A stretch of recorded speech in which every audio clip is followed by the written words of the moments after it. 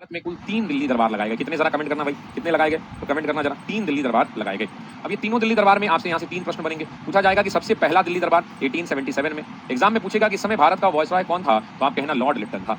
दूसरा आपसे पूछेगा कब, तो 1903 में। पूछेगा भारत का उस टाइम पीरियड पर वायसराय कौन था, तो लॉर्ड कर्जन हुआ करते थे, लॉर्ड कर्जन। तीसरा अगर हम बात करेंगे तो 1911 में, उस समय पूछेगा कि कौन थे, तो आप कहेंगे लॉर्ड हार्डिंग, लॉर्ड हार्डिंग द्वितीय।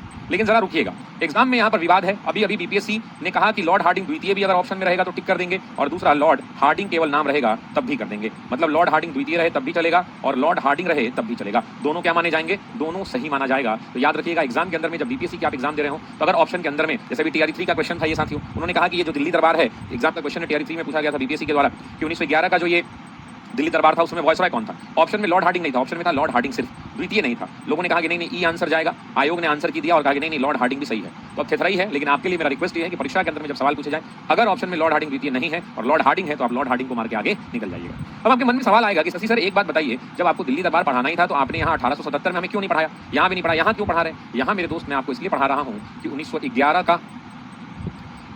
का दिल्ली दरबार, 1911 का दिल्ली दरबार एकमात्र दरबार था। 1911 का दरबार एकमात्र आयोजन था, एकमात्र आयोजन था जिसमें स्वयं ब्रिटिश सम्राट,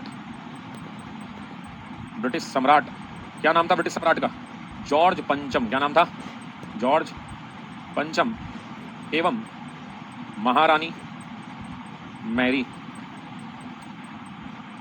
स्वयं ब्रिटिश सम्राट महारानी मैरी भारत में शामिल हुए थे।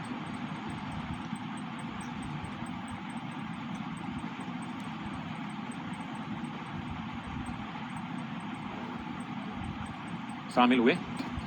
तो ये एकमात्र ऐसा आयोजन था जिसमें ब्रिटेन के राजा और महारानी दोनों के दोनों क्या हुए थे, तो दोनों के दोनों इस आयोजन में शामिल हुए थे। क्लियर।